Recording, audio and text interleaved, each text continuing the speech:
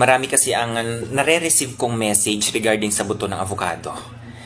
Yung mga tanong, gawan ko na lang ng isang video po ha. Okay, sana mapanood nyo dun sa mga nagtatanong.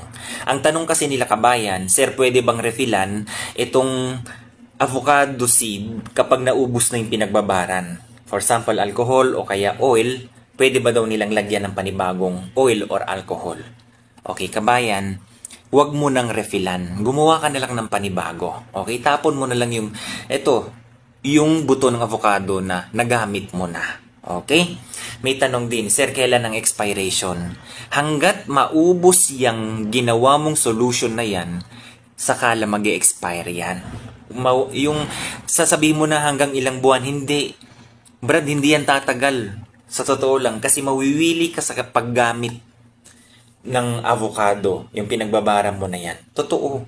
Napaka-legit talaga. O eto din, maraming gumagawa. Pagkatapos nilang binabad ng 2 days, ini-strain down nila yan. Tinatanggal nila yung buto ng avocado. Ang kinukuha lang yung pinagbabaran. Okay, ma'am and sir, huwag nyo na pong i-strain yan. Hayaan nyo na po yung buto ng avocado na nakababad lang po dyan sa pinagbabaran nyo. Okay? Kasi pangit daw tignan kasi yung iba nagdadala sa opisina. Okay? Bakit nag-herbal na daw siya? Although yung amoy naman kasi, kapag malakas yung fragrance, mabango yung alcohol na ginamit mo, hindi mo mamamalayan na yan pala ay buto ng avocado. Okay? So, huwag nyo na pong i-strain ha. May kwento ko lang kabayan. Di ba ako nag-laser? Okay, ano ko lang to, i-share ko lang sa inyo ito. Kasi sa ibang lahi ito eh. Okay, hindi po sa ating mga Pilipino. May mga pasyente po ako na may edad na. Okay, na nagpapalaser. Mga chin at saka armpit or kaya bikini, mga ganyan. As in, nahihirapan sila minsan umakyat sa bed ng laser. Okay, matanda na talaga. Ngayon, napapansin ko minsan sa kanila na sinasabi nila na masakit ang tuhod nila. Sinasabi nila masakit tong braso nila, lalo na yung banda dito. Okay? At yung balakang bandang ibaba. Ngayon, sinasabi ko sa kanila na, sir, pwede bang may ilalagay ako dyan sa masakit na part ng katawan mo, pero uunahan na kita, baka magkaroon ng mancha yung damit nyo. Kasi puti po siya. Okay? Baka magkamantsa, magagalit pa sa'yo. Kasi may mga damit talaga na mamahalin, mga sinusuot ng mga yan. Sabi niya, sige, walang problema. Kahit mamantsa yung damit na yan, palitan ko yung damit. Basta siguruduhin mo na ipapahid mo, epektibo. Yung sinasabi din ng iba, siguruduhin mo lang na yung ipapahid mo, effective yan, dahil babalikan talaga kita. Okay? Sinubukan ko nga kabayan. Okay, sa lahat ng mga 12 ng pinaggamitan ko ng ganito, 12 na tao. Okay, kasi parang gumagawa din ako ng eksperimento sa kanila. Eksperimento na tingnan ko kung sa ibang lahi, maganda ang feedback. Yun lang naman ang purpose ko dun. Okay?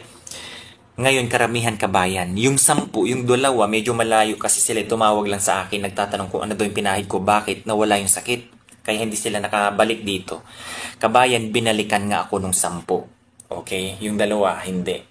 Yung 10 na yan, yung iba, okay, ang pagpapasalamat nila, yung niyakap ka lang. Sabi niya, salamat kasi nawala yung sakit nung pagpahid mo nung nag-laser ako. Sabi niya, ano bang nila? Sabay, tanong na nila. Okay, yung iba naman, ayan, may iba nagbigay ng hadiah.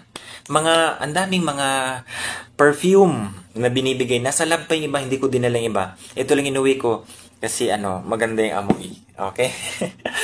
So, yun na nga kabayan, to make the story short, lahat sila nagsasabi na maganda ang feedback kabayan. Okay, ibang lahi po yan ha. Yung iba nagtatanong, ano ba yung pinahid mo sa amin? Bakit nawala? Ano bang gamot ang nilagay mo dun? Ano bang saan nabibiling gamot na yun? Sabi ko, simple lang. Buto ng avocado at saka alcohol. Sabi, imposible. Yan talaga. Okay? In God's name. Kasi pag sinabi mong ganyan, na in God's name, hindi ka nagsisinungaling talaga. Okay? Kasi yung tiwala talaga kabayan. Sa pagyakap pa lang nila ganyan, hindi ka basta-basta yayakapin dito hanggat hindi sila yung may tiwala sa'yo. As Thanksgiving, mga ganyan. Yung papasalamat nga nila, nabay tapik, okay na yun. Yung nagbigay din naman ng mga pabango, I'm not asking for any complimentary, okay? Nagkawanggawa lang ako kabayan kasi tiningnan ko nga, base sa aking eksperimento kabayan, maganda nga ang feedback, okay?